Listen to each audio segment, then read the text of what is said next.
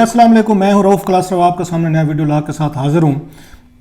अब पहले तो भी दोस्तों को कहना था जिन्होंने चैनल को सब्सक्राइब नहीं किया वो चैनल को सब्सक्राइब करें। जो आज की स्टोरी मैं आपके साथ शेयर करने वाला हूं, दो तीन ये बड़ी स्टोरीज़ हैं। और एक तो वही है, आपने पार्लियामेंट का आज यहाँ पे इजलास था 11 मई है 2020। तो सेशन था, बड़ी मुश्किलों से बुलाया गया था। तो उसमें भी ख्वाजा आसिफ साहब ने कुछ तकरीरें की, कुछ शिकायतें की, मैं इस पर बात करूँगा। लेकिन जो बड़ी खबर है, जो स्टोरी है, इससे हट के पार्लियामेंट के सेशन पे तो कुछ बात करेंगे। वो ये है कि असद उमर जो हैं, ये फाइनेंस मिनिस्टर थे पाकिस्तान के, अभी भी वो दोबारा आके वज़ीर बने हैं।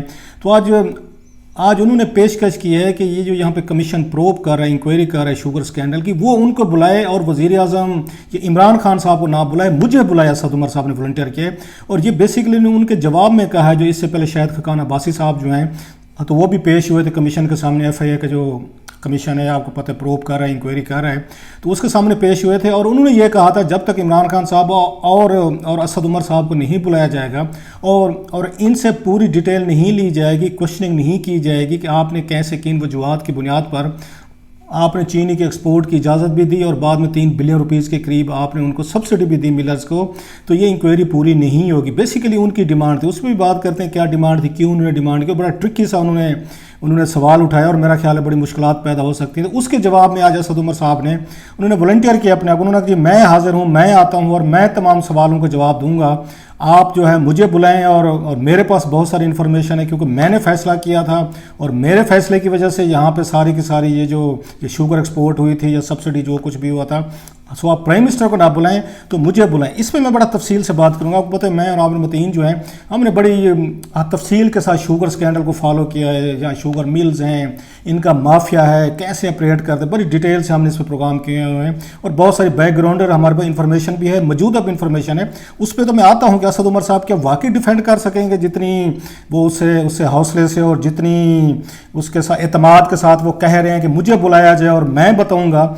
इसमें मेरा ख्याल है बड़ा इंतहाई ये अहम सवाल आते हैं, ट्रिकी ये चीज़ है, इतना आसान भी नहीं होगा। वो मैं आपको बताऊंगा कहाँ पे असद उमर साहब जो हैं वो फंस सकते हैं। जितना एतमाद का मुजाहरा कर रहे हैं वो ठीक है, ज़ाहिरी तौर पर ठीक है, उन्हें करना चाहिए, लेकिन अंदर की जो कहानियाँ या जो फैसले इन्होंने किए हुए हैं और कुछ ऐसी इन्होंने डिमांड्स की हुई हैं इमरान खान साहब की हुकूमत से, खुद पार्लियामेंट में अगर वो सवाल इनसे पूछ लिए कमीशन ने कि भाई साहब वो तो हम बाद में करेंगे, पहले जो आपने वहाँ पर कौमी असम्बली में खड़े होकर 2-3 तकरीरें की थी उनको वर्बैटम सामने रख के असद उमर साहब से सवालात किया गया, तो मेरा ख्याल है इनके लिए मसाइल शुरू हो सकते हैं। और वो उसमें वर्बैटम थे या कौमी असम्बली में उन्होंने क्या कहा था जिसकी वजह से शुगर स्कैंडल में उनके लिए मसाइल पैदा हो सकते हैं, मैं इस पर बाद में आता हूँ।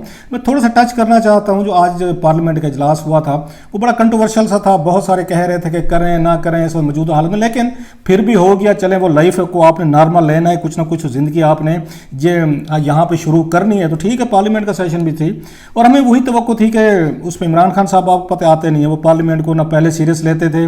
उस वक्त कहते थे पार्लियामेंट इस काबिल नहीं है कि वहाँ पर आया जाए, वहाँ पे कोई फैसले होते नहीं हैं। अब जो खुद आ गए तो भी वो बिल्कुल सीरियस नहीं, वो कहते हैं कि मेरी बात सुनने को तैयार नहीं है। यहाँ पे अपोजिशन का तो यही मेरा ख्याल है उनका स्टाइल था कि और उन्हें कोशिश भी कि इमरान खान साहब को पार्लियामेंट में ना आने दिया जाए, और वो उनकी तवक्कुआत पे पूरे के पूरे उतरे हुए हैं और वो भी नहीं आते, क्योंकि अपोजिशन इससे ये इमेज देने में कामयाब हो गई है कि हुकूमत से हाउस नहीं चल पा रहा। ये तो खैर एक और लंबी डिबेट है। मैं सिर्फ एक बात पे टच करना चाहता हूँ। जो ख्वाजा आसिफ साहब ने आज कहा है कि जनाब कि मेरी तकरीर जो है वो यहाँ PTV में नहीं चलने दी जाती, बाज़ दफ़ा होता भी है, कट करते हैं। आपको पता है PTV में तो गुलामाना जहन के लोग बैठे हुए हैं। वो पूरे आपको याद होगा PTV शुरू हुआ था जनरल अयूब खान साहब के दौर से शुरू हुआ था, एक फ़ौजी यहाँ पे उस पर डिक्टेटरशिप के दौर में। तो आपको पता है उस वक्त का जहन माइंडसेट बना दिया गया है कि आपने जो हुक्मरान है, आज का हुक्मरान है, उन्हीं का तबला बजाना है, उन्हीं के चमचे बन के रखना है, उन्हीं की आपने सारी कार्रवाइयाँ दिखानी, उन्हीं को अच्छा बना कर पेश करना है, उनमें बुराई तो हो नहीं सकती। अपोजिशन को हमेशा से आपने डंप करना है। यही हमने देखा बाद में आने वाला सालों में हुआ। ये भुट्टो साहब के दौर में अपोजिशन के साथ यही कुछ होता रहा। जनरल ज़िया साहब के हाथ चढ़ गया PTV, फिर उन्होंने ग्रूमिंग कर दी। फिर हमने देखा कि बाद में आने वाले सालों में तकरीबन यही कुछ होता रहा कि इवन पॉलिटिकल डेमोक्रेट्स जो खुद को कहते थे, उनके दौर में भी PTV उतना ही उस पर रही पाबंदियाँ रही हैं जितनी कि आप कह सकते हैं मिलिट्री अदवार में, थोड़े से फ़र्क के साथ। खैर ये तो एक उसमें लंबी बहस है। मुख्तसरन उस पर यह है, मुझे याद आ गया जिस पर ख्वाजा आसिफ साहब को मैं याद दिला दूं कि PTI वही कुछ कर रही है जो कि आपको याद होगा 2017 में इन्होंने यहाँ पे इसाक डार साहब ने यहाँ पे बजट पेश किया था اور اس کی تقریر جو ہے بجٹ کی لائیو گئی تھی، اور جب باری لگی تھی اپوزیشن لیڈر جو ہیں اس وقت یہاں خورشید شاہ تھے، انہوں نے آ کے تقریر کرنی چاہیے، یا اپوزیشن کی باری لگی تو جناب پی ٹی وی نے دکھانے سے انکار کر دیا تھا کہ ہم اپوزیشن کی بجٹ پہ تقریر نہیں دکھائیں گے، اسحاق ڈار صاحب نے جو اپنا کلام سنانا تھا سنا لیا، اور کوئی اپنا شعر یہاں نہیں سنا سکتا، غزل نہیں سنا سکتا۔ اور انٹرسٹنگلی پوری اپوزیشن واک آؤٹ کر گئی تھی، 1 مہینہ واک آؤٹ رہا تھا، انہوں نے کہا جی واک آؤٹ کریں۔ اعجاز صادق اس وقت اسپیکر تھے، ان کی کوئی نہیں سنتے۔ اعجاز صادق سب سے ٹوتھ لیس اور آپ کہہ سکتے ہیں بالکل بے ضرر قسم کے پاور لیس اگر کوئی یہاں پہ اسپیکر رہا ہے تو وہ اعجاز صادق صاحب تھے۔ تو انہوں نے جناب کہا کہ میں کیا کروں، میری سنتے کوئی نہیں ہے۔ تو پی ٹی وی نے جناب پورا 1 مہینہ پوزیشن بیٹھی رہی تھی، ان کی عدم موجودگی میں انہوں نے اپنے بل بھی پاس کروائے، انہوں نے ڈیبیٹ بھی کروا لے، انہوں نے کہا جناب کہ اسحاق ڈار صاحب کے بعد کوئی تقریر نہیں کرے گا، اور پورا مہینہ پی ٹی وی نے اس کو آ کے بیک آؤٹ رکھا تھا، اپوزیشن باہر بیٹھی رہی تھی، اور پی ٹی وی نے لائیو تقریریں نہیں دکھائی تھی۔ نہ انہوں نے دکھائی تھیں، یہ نواز شریف صاحب کے دور کی بتا رہا ہوں، انہوں نے کہا پوزیشن نہیں آتی ہاؤس میں مت ہے، ہم تقریریں نہیں دکھائیں گے، قوم کو نہیں بتائیں گے کہ ہماری کیا خامی ہے۔ یہ بھی وہی بعض دفعہ پیٹرن کرتے ہیں، لیکن ایک داد دینی پڑے گی کہ کمپیریٹیولی لائیو سیشن جو ہیں یہ پی ٹی آئی کے دور میں آ کے شروع ہوئے ہیں، اور یہاں پہ آپ کو یاد ہو کہ یہ فواد چودھری صاحب ہیں، ان کے دور میں لائیو یہاں پہ ٹرانسمیشن شروع ہوئی، پہلے نہیں ہوتا۔ یہ کریڈٹ ان کو دینا پڑے گا، یہ تھوڑا سا دل بڑا کریں۔ اگر 2 تقریریں اس طرح آ بھی جاتی ہیں، خواجہ آصف کی آ جاتی ہیں، کسی اور کی آ جاتی ہیں، ان کو کٹ کرنے کا یا ان کو نہ دکھانے کا، کیوں اپنے آپ کو برا بنانے کا آپ اس پہ کر دیں؟ جب ساری چیزیں آ رہی ہیں ٹرانسپیرنٹ ہیں تو آنے دیں۔ خیر یہ اس پہ تھا کہ یہ تانا دینے کی پوزیشن میں یہ بھی نہیں ہے خواجہ آصف صاحب یا ان کی پارٹیاں جنہوں نے 1 مہینہ کہا کہ پوزیشن نہیں آتی ہاؤس میں، نہ آئے، ہاؤس نہیں چلتا مت چلے، ہم لائیو نہیں دکھائیں گے۔ اب میں آتا ہوں شوگر سکینڈل پہ، جو آج کی مین سٹوری آپ سے شیئر کرنی ہے۔ مجھے سمجھ نہیں آ رہی کہ اسد عمر صاحب کے پاس اتنے بڑے اعتماد کی کیا وجہ؟ انہوں نے کہا جی مجھے بلائیں، وزیر اعظم کو نہ بلائیں۔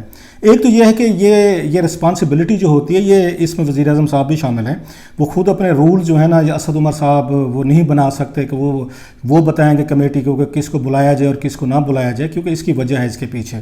آپ کو یاد ہوگا کہ یہاں شوگر سیس ایک یا شوگر بورڈ ہے جس کو رزاق داؤد صاحب ہیڈ کرتے ہیں، اس کی اپنی کمیٹی ہے جس میں بیٹھ کے فیصلے کیے جاتے ہیں کہ ہم نے شوگر کی ایکسپورٹ کرنی ہے، امپورٹ کرنی ہے، ہم نے سبسڈی دینی یا نہیں دینی۔ وہ بھی اس میں پارٹی ہیں، ان کو بھی بلایا جانا چاہیے۔ یہاں پہ عبدالرزاق داؤد کو بھی ایف آئی اے کو بلانا چاہیے کہ آپ ہیں، آپ نے کن بنیاد پہ کہا تھا ہمارے پاس سرپلس ہے اور آپ اس کو ایکسپورٹ کر دیں، آپ نے تجویز دی تھی۔ پھر اس کے بعد وہ تجویز آ گئی ECC میں، وہاں پہ یہ بیٹھے ہوئے تھے، یہ اسد عمر صاحب بیٹھے، انہوں نے اپروول دی۔ اس کے بعد وہ چلی گئی وہاں پہ اس میں کیبنٹ عمران خان صاحب چیئر کر رہے تھے، انہوں نے اپروول دی۔ یہ ڈفرینٹ فورم ہے۔ پھر پنجاب میں چلی گئی، پنجاب نے سبسڈی دی۔ یہ چاروں فورم جو ہیں، یہ شوگر بورڈ ہو، ECC ہو، کیبنٹ ہو اور پنجاب حکومت ہو، یہ ڈفرینٹ ہیں، اور ہر ایک سے ڈفرینٹ آپ نے ریزن پوچھنی ہے کہ آپ نے کن کن بنیادوں پہ یہ فیصلے کیے ہیں۔ یہ نہیں کہا جا سکتا کہ اسد عمر صاحب جائیں گے اور سب کو مطمئن کر دیں گے کہ جناب آپ نہ اس پہ رزاق داؤد صاحب سے پوچھیں، نہ وزیر اعظم سے پوچھیں، نہ پنجاب سے پوچھیں، میں بتاتا ہوں۔ سب کو اپنی اپنی جگہ پہ اس کی کلیریفیکیشن، اپنی اپنی پاورز ہیں، اپنی اپنی وضاحت دینی ہے۔ اب میں پوچھنا چاہتا ہوں اسد عمر صاحب سے 2-4 چیزیں کہ وہ کہتے ہیں جی میں جاؤں گا۔ ریکارڈ یہ بتاتا ہے جو ہم نے فالو کیا ہے کہ اسد عمر صاحب جو ہیں ان کو سبسڈی دینے کے خلاف تھے کہ ہم ان کو سبسڈی نہیں دیں گے۔ یہ ان کا سٹینڈ تھا، بڑا پرنسپل سٹینڈ تھا۔ جب یہ یہاں پہ اس کی کمیٹی کے چیئرمین تھے، سینٹ ساری قومی اسمبلی کی اسٹینڈنگ کمیٹی میں، اس وقت بھی یہ سبسڈی ریلیٹڈ اور یہاں پہ آ کے شوگر ملوں پہ کوشچن اٹھاتے تھے جو اچھے اٹھاتے تھے۔ جب یہ وزیر خزانہ بنے تو انہوں نے ڈے 1 سے اس چیز کو ریزسٹ کیا، ان پہ دباؤ پڑنا شروع ہو گیا کہ آپ جو ہیں آپ ہمیں شوگر مل والوں کی طرف سے، آپ پتہ جہانگیر ترین صاحب جو ہیں حکومت میں بیٹھے ہوئے تھے، بڑے پاورفل آدمی تھے، عمران خان صاحب کے ناک کا بال تھے۔ اب انہوں نے کہا جناب کہ ہمیں دیں، ہمیں ایکسپورٹ کرنے کی اجازت دیجیے، انہوں نے کہا جناب کہ ہم نہیں کرتے۔ خیر ان پہ جب دباؤ پڑا تو انہوں نے آ کے نومبر میں انہوں نے ان کو آ کے الاؤ کر دیا کہ آپ جو ہے 10 لاکھ ٹن جو ہے نا وہ اس پہ ایکسپورٹ کر دیں، ہم اس پہ آپ کو کوئی سبسڈی نہیں دیں گے۔ انہوں نے کہا ٹھیک ہے جی، اگر آپ نے اس پہ سبسڈی نہیں دینی تو ہم آپ کو وہ نہیں کرتے۔ اس پہ مل والوں نے کہا جی اگر آپ نہیں کرتے تو ہم یہاں شوگر سیزن نہیں شروع کریں گے، کرشنگ آ کے سیزن نہیں شروع کریں گے۔ خیر اس وقت یہ ڈٹ گئے، انہوں نے کہا سبسڈی ہم نہیں دیں گے، 10 لاکھ کی بات ہو رہی تھی۔ ٹھیک 1 مہینے بعد اسد عمر صاحب نے یہاں پہ بیٹھ کے 5 دسمبر کو انہوں نے بالکل اپنے پچھلے فیصلے کو ریورس کیا، اس کو اپنے آپ کے چینجز کیا کی تھیں وہ انہوں نے مزے کی تھی۔ یہ 1 مہینے کا گیپ ہے۔ انہوں نے کہا چلیں 10 نہیں آپ 11 لاکھ ٹن کر لیں، یہ بھی کر لیں۔ ساتھ میں ان کی فریٹ کی ان کی سبسڈی پڑی ہوئی تھی پچھلی حکومت کی ہوئی 2 بلین روپیز، انہوں نے وہ بھی ریلیز کیے، ان کو وہ بھی کر دیے۔ 10 کی بجائے انہوں نے 11 لاکھ ٹن کی اجازت دے دی، 1 لاکھ ٹن انہوں نے زیادہ کر دی۔ تیسری جو انہوں نے بات کی جہاں سے سارا مسئلہ شروع ہوا، انہوں نے کہا جناب کہ یہ جو آپ کو فریٹ جو ہے یہ مطلب ٹرانسپورٹیشن جس کو کہتے ہیں افغانستان کو جانی یا کہیں اور آپ نے بھیجنی ہے اس بندرگاہ تک، تو ہم جو کرایہ وغیرہ جو ہے ٹرانسپورٹیشن کاسٹ یا دیگر جو ہم دیں گے، انہوں نے کہا جناب کہ آپ ہم سے نہ لیں، صوبوں سے جا کے بات کریں۔ صوبے کون سے تھے؟ اب سب سے زیادہ ملیں جو ہیں پنجاب میں، پنجاب میں ان کی اپنی حکومت ہے پی ٹی آئی کی۔ اب انہوں نے سندھ کو بھی کہا، انہوں نے پنجاب کو بھی کہا کہ وہاں سے جا کر لے لیں، وہ انہوں نے اپروول دے دی، انہوں نے جا کے پنجاب سے لے لیا، آپ کو پتہ ہے۔ اب جو اپروول دینے والے ہیں وہ مزے کی بات ہے، شوگر میلز اونر جو ہیں بینیفیشری ہیں وہ تو اس میں کیبنٹ میں بھی بیٹھے ہیں، ای سی سی میں بیٹھے ہیں، وہ فیصلے پروسیس میں شامل تھے۔ یہ خسرو بختیار صاحب جو ہیں ان کے بھائی جن کا نام آ رہا ہے وہ سب سے بڑے ہیں، ان کے اپنے بھائی کی مل ہے شہریار مخدوم کی۔